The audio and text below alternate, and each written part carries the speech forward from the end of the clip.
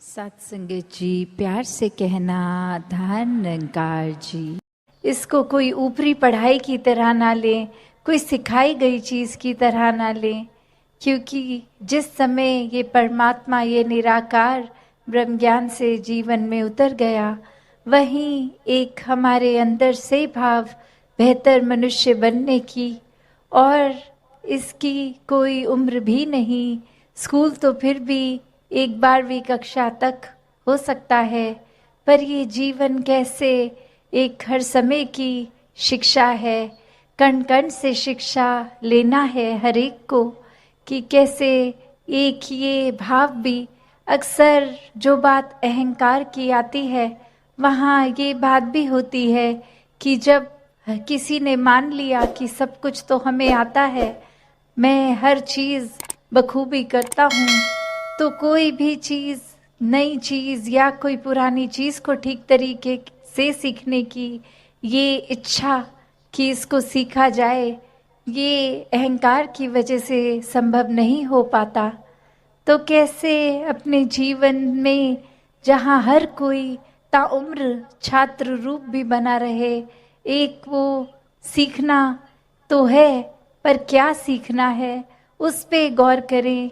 क्योंकि पूरा दिन अगर हम देखें तो ये आँखें भी, ये कान भी, ये ज़बान भी, ये बुद्धि से भी, हर तरह के ये जो हमें इनपुट्स मिल रहे हैं, तो क्या हर एक चीज़ सीख लेना समझदारी है?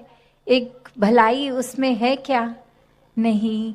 एक फ़िल्टर की जो बात होती है कि क्या चीज़ देखकर भी अनदेखी करनी है, क्या चीज़ों को अपनाना है, किसको छोड़ना है, वो चेतनता की बात है। और ये चेतनता ब्रह्म ज्ञान से जहाँ एक आत्महत्या के जीवन में, एक ये स्पिरिचुअल लाइफ में, तो हर समय ये बहुत ही अच्छा माध्यम, ये टूल। पर एक और बात भी देखी जाए कि अगर हम कोई दुनियावी, कोई मटीरियलिस्टिक अपनी रिस्पॉन्सिबिलिटी, कोई काम काज भी कर रहे हैं, कुछ भी कर रहे हैं, तो उसमें भी चेतनता होनी बहुत ज़रूरी होती है। चाहे वो अक्सर छोटा सा एग्जाम्पल ड्राइविंग का भी, कि सड़क पे होते हैं तो अक्सर वही पंक्ति बार बार नज़रों के आगे आती है कि सावधानी हटी दुर्घटना घटी। तो ये हर समय चेतनता की बात है कि कहाँ पे हैं हम इस समय, वो एक एक पल का हमें होश, वो खबर, उस पल में ही रहें। वरना तो सोच 1 सेकंड लगता है इधर उधर भागने में, ध्यान भटकने में। तो कैसे जहाँ उपस्थित है शरीर, वहाँ मन को भी उपस्थित रखना है, और ये चेतनता हर समय की जीवन में हो। तो फिर बात वहीं आती है जहाँ से हर बात की ही शुरुआत है, ये परमात्मा, ये निराकार, ये जो बेरंगा है, इसके एहसास में हर समय रहना एक पॉसिबल है। एक हर एक पल इसी के एहसास में जीना संभव है। और ये कोई बहुत कल्पना की कोई किताबी बातें नहीं हैं। हर कार्य करते हुए इसके ही एहसास में अगर रहा जाए, तो ये परमात्मा हमारे जीवन में और गहराई से उतरता है। कैसे फिर जहाँ बात अभी जिक्र भी अहंकार का हुआ, कि कैसे फिर मन हमारा अक्सर इतना ज़्यादा, किसी ने थोड़ी तारीफ क्या कर दी, वो ही बात में इतना अपने आप को श्रेष्ठ मानते हुए एक ऐसी विचारधारा के अंतर्गत रोज़ जीना, उठना, खाना, बैठना शुरू, कि अब हमसे श्रेष्ठ तो कोई नहीं। हर एक जीवन में हमने सोसाइटी में कुछ मान सम्मान पा भी लिया, तो वो मान सम्मान एक किसी तरह की अपनी ही अहंकार का कारण बने नहीं। जहाँ जिस रूप में भी हम जीवन में प्लेस्ड हैं, वो हमारे लिए अहंकार का कारण नहीं, विनम्रता का कारण होना चाहिए। कि अगर कोई जिम्मेवारी किसी रूप में है, चाहे वो घर के ही छोटे यूनिट में, जिस तरह का भी, या समाज में, या कोई भी, तो वो एक हमें अपॉर्चुनिटी मिल रही है, मौका मिल रहा है और सेवा करने का, अंदर से अपने पात्र को और खाली करने का।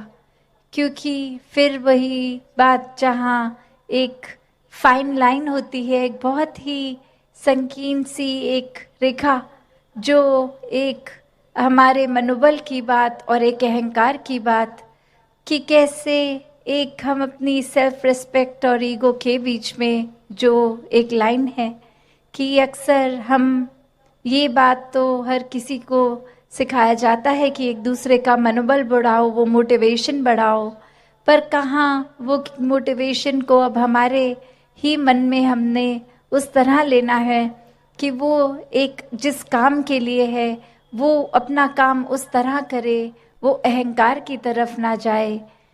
अक्सर सूक्ष्म अहंकार की भी बात होती है कि हमें पता तक नहीं चलता कि कब एक एक छोटी सी जगह से ही हमारे अंदर अहंकार धीरे धीरे घुस रहा है। चाहे वो कोई बड़ा एपिसोड, कोई बड़ी घटना ना हो, एक छोटी सी ही चीज़ कि किसी का कुछ अपने आप से तुलना करके हमने देखा कि उससे ज़्यादा अच्छे हो गए हम किसी बात में, और वहीं किसी के ना जताने पर भी खुद ही इस बात को मन में अहंकार के रूप में लेते जाते हैं, तो फिर ये अहंकार तो अपना घर बनाएगा ही मन में, और साथ ही ये परमात्मा उतना मन से जाएगा भी।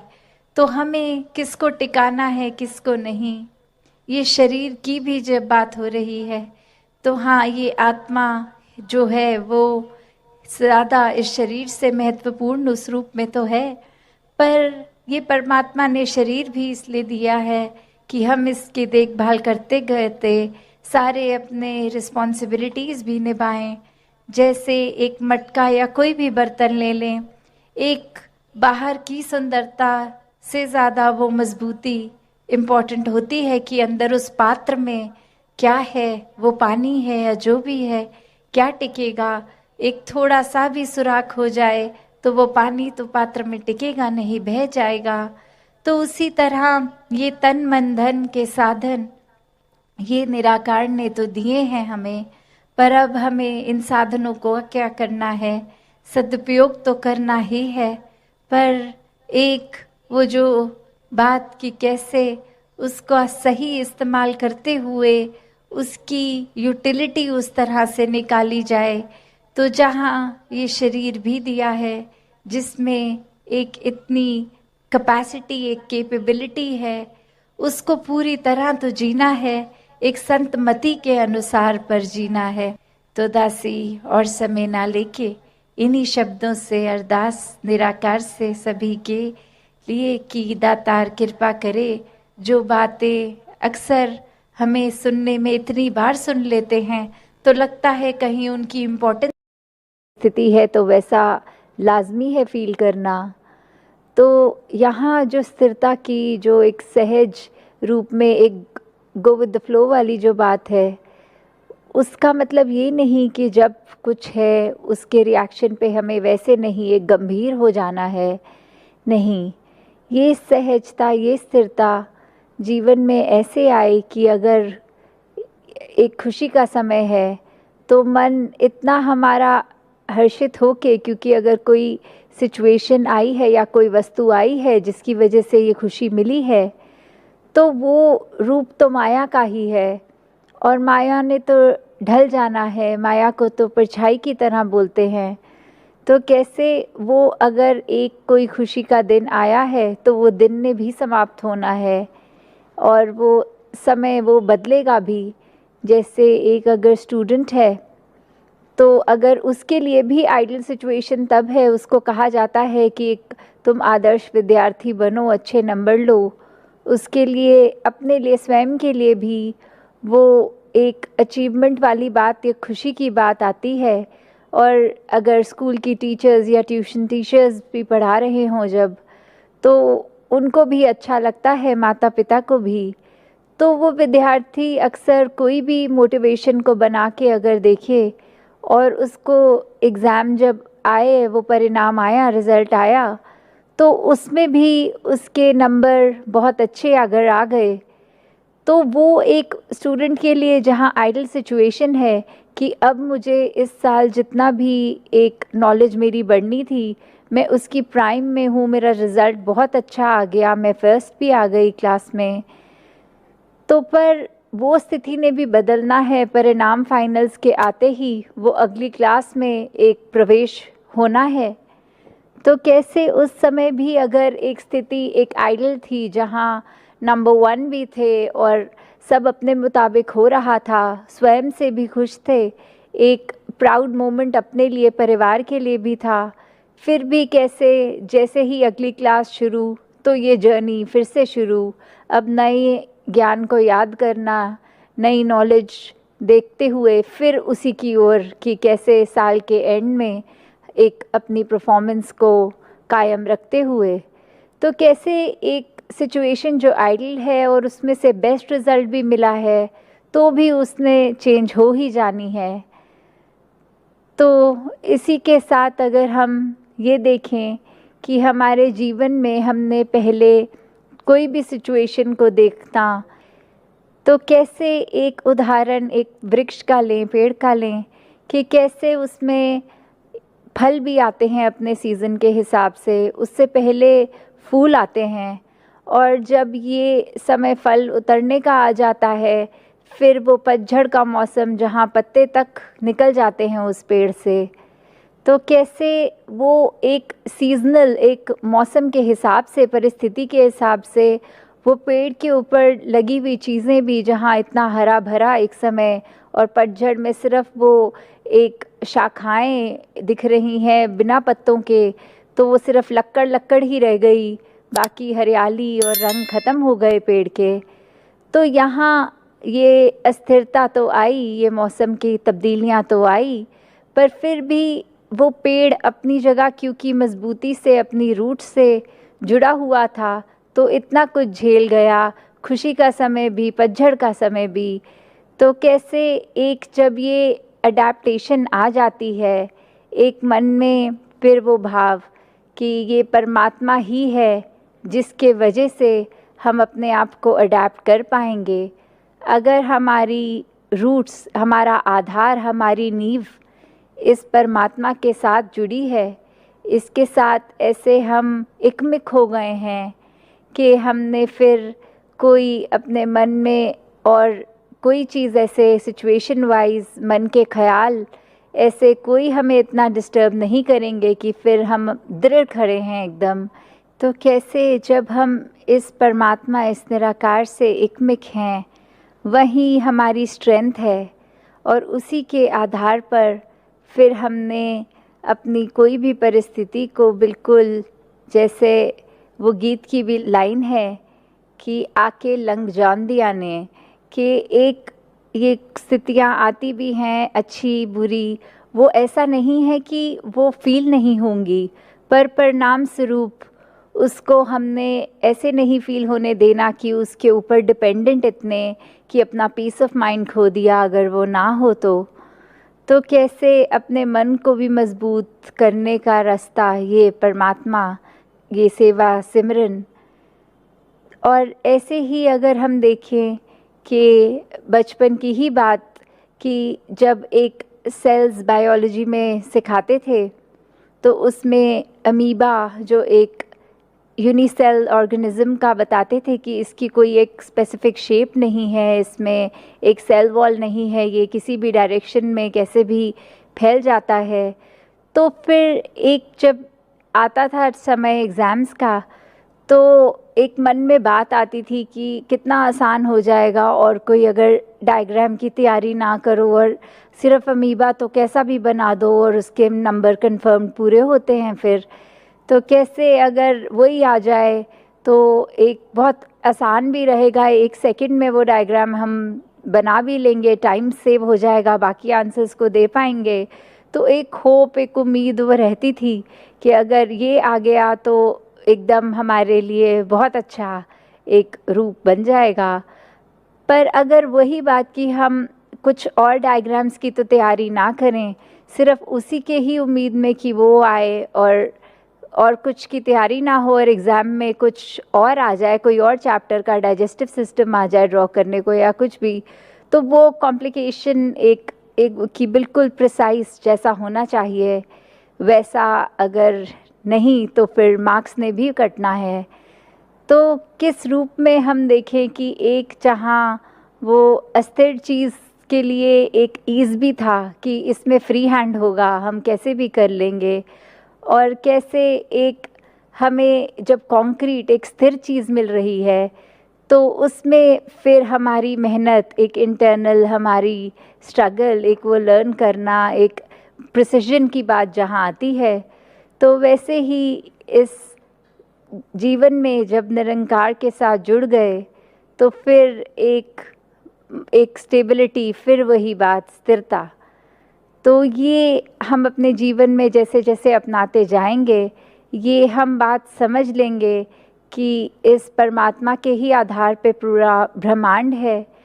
फिर अपने एक निज घर का पता लग जाएगा, इस आत्मा का जो सोर्स है परमात्मा, इसका जब पता लग जाएगा तो छोटी छोटी चीज़ें हमें मन मुटाव की ओर नहीं लेके जाएंगी। एक ये हम जो अपनी दीवारें स्वयं बना के चलते हैं कि कोई किसी प्रांत का है, किसी का रंग कैसा है, कोई जेंडर डिस्क्रिमिनेशन या किसी और तरह की जो बायसनेस आ जाती है, डिस्क्रिमिनेशन मन में, हेट, फिर वो आएगा नहीं।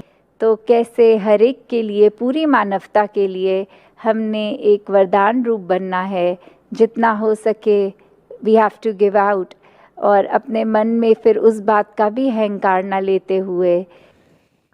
साध संगत जी प्यार से कहना धन निरंकार जी।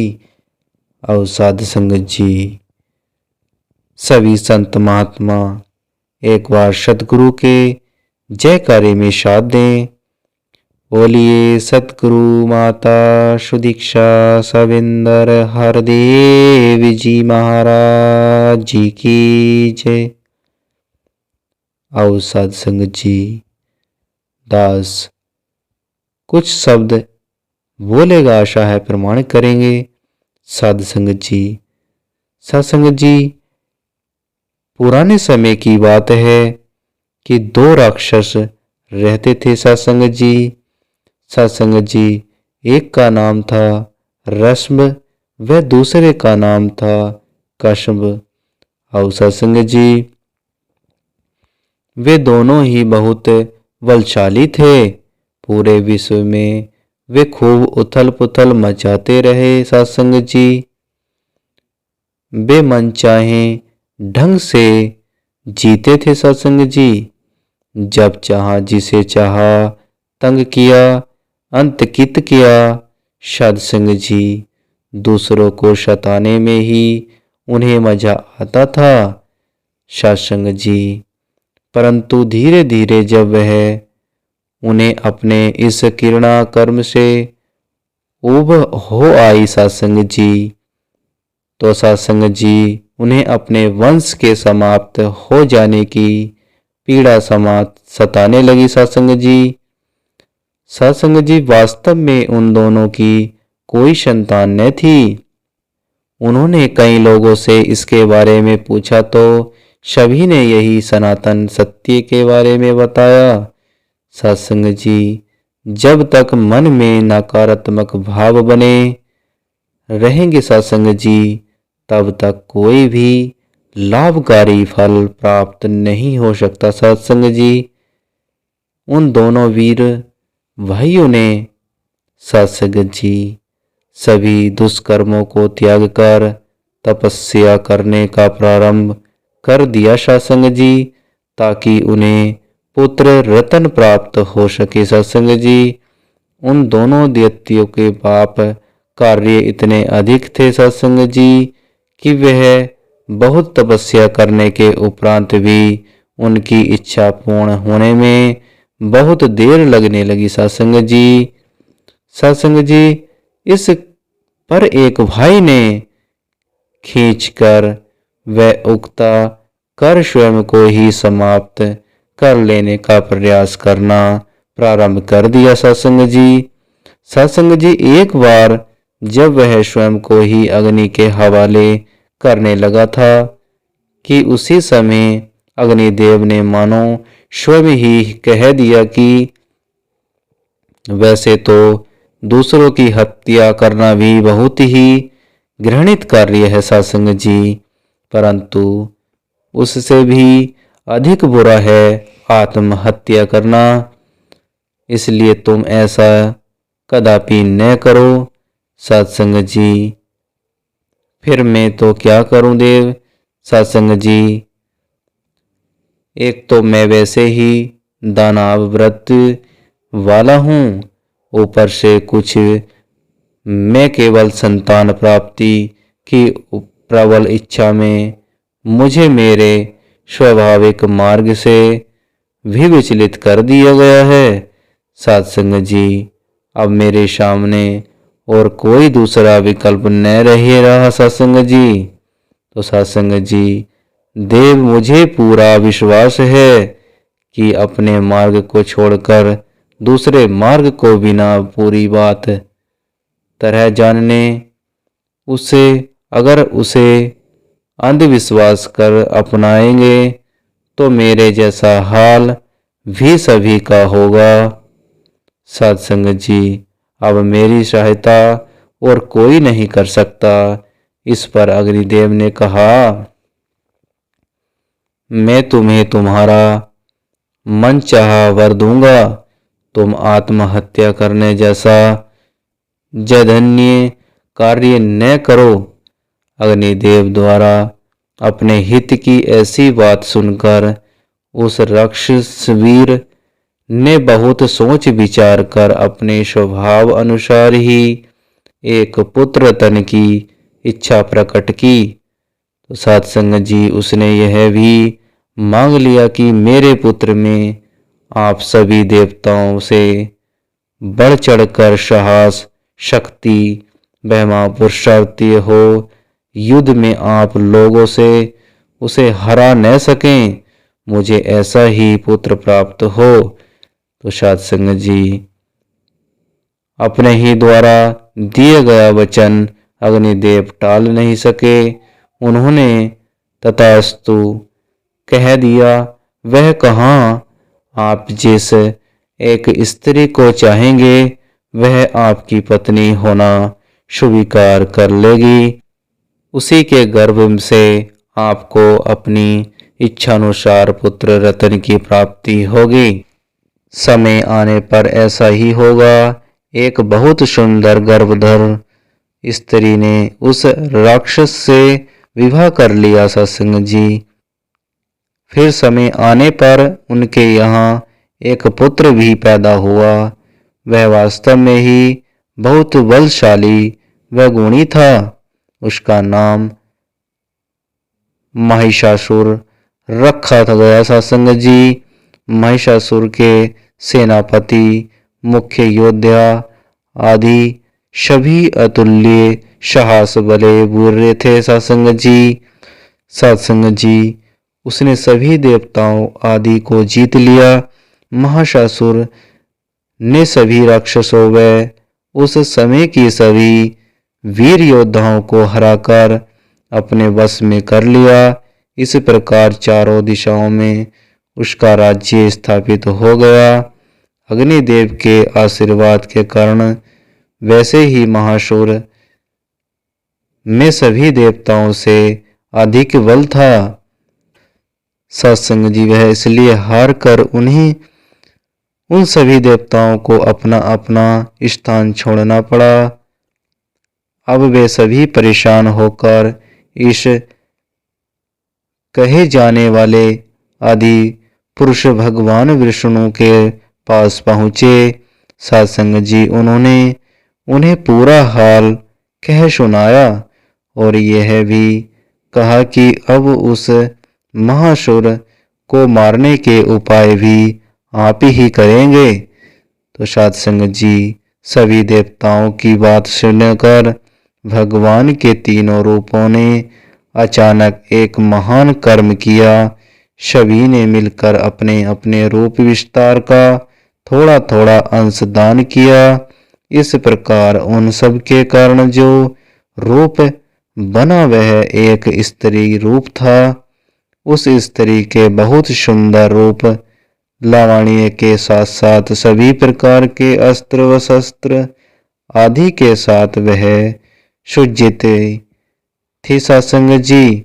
उसी देवी को वास्तव में हर प्रकार की प्रकृति संपदाओं व शक्तियों से भरपूर कर मूर्तिमान किया गया था, ताकि वह महाससुर को हर इस प्रकार से लुभावी सबके सत्संग जी वह हर प्रकार से आकर्षित कर सके, उसे वशीभूत भी कर सके। तो सत्संग जी इसलिए जहाँ सभी देवताओं द्वारा दिए गए अस्त्र शस्त्र से वह सुज्जिति हुई वही सूक्ष्म भावों को जानने जगाने व वश में करने वाले अपूर्व राशि भी बनी हुई थी।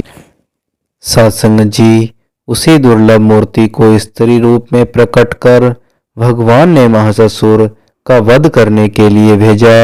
इन्हीं को माँ दुर्गा के रूप में जाना जाता था। सत्संग जी शक्ति का अवतार दुर्गा हर प्रकार के रूप में सौंदर्य व शक्ति से संपन्न हो उस क्षेत्र में जा पहुंची। सत्संग जी जहां से महाससुर के पास तुरंत समाचार पहुंच सके। सत्संग जी महाससुर को उसके राक्षस वीरों के दुर्गा के रूप के बारे में बताया और कहा कि आज तक उन्होंने इतनी सुंदर रूप राशि नहीं देखी। वह हर प्रकार से आपकी पत्नी बनने के लिए उपयुक्त है। महाससुर ने सुना तो उसने अपने सेनापति के द्वारा उसके पास विवाह का प्रस्ताव भेजा।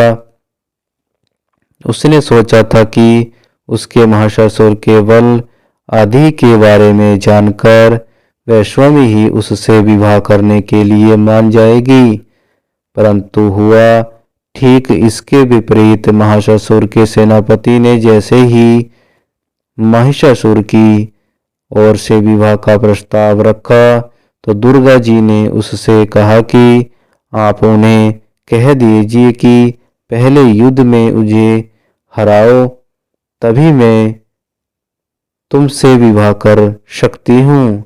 हमारे कुल की यही रीति है।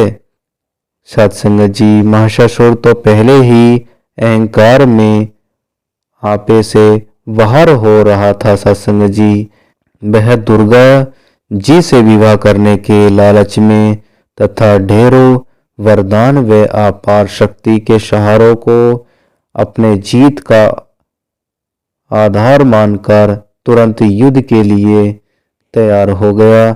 सत्संग जी अब सत्संग जी अपने हर प्रकार के सामर्थ्य को जुटाकर वह श्री दुर्गा जी से युद्ध करने के लिए जा पहुंचा। तो सत्संग जी वहां पहुंचकर पहले ही दुर्गा के रूप के आकर्षण ने उसके बल को क्षीण कर दिया था। सत्संग जी परंतु विवाह के लोभ मोह व काम रूपी नकारात्मक शक्तियों ने भी अपना अपना प्रभाव दिखाना प्रारंभ कर दिया। तो सत्संग जी अब वह केवल अपने बचे कुचे शास्त्र को सहारे ही युद्ध करने लगा। उसने उपलब्ध व सचित सभी अस्त्र शस्त्रों का प्रयोग किया, परंतु क्रोध लोभ मोह काम अहंकार आदि सभी दुर्गुणों को ने उसे उस समय घेर रखा था। इसलिए वह बहुत अधिक समय तक वहां टिक न सका और शीघ्र ही दुर्गा जी ने अपने प्रभाव से उस राक्षस को टुकड़े टुकड़े कर दिया गया।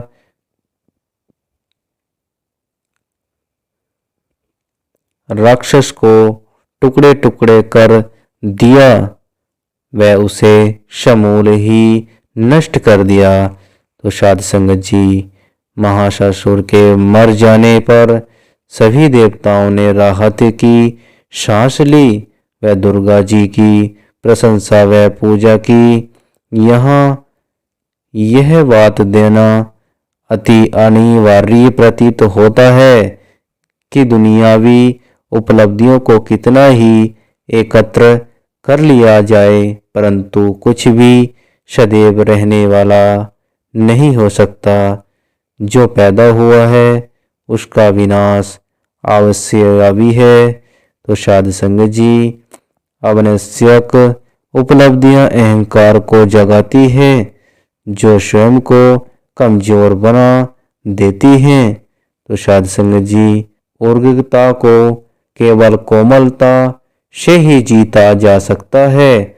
महासासुर क्रोध में पागल था, परंतु माँ दुर्गा मुस्कुराकर उसके क्रोध पर पानी फेर देती थी।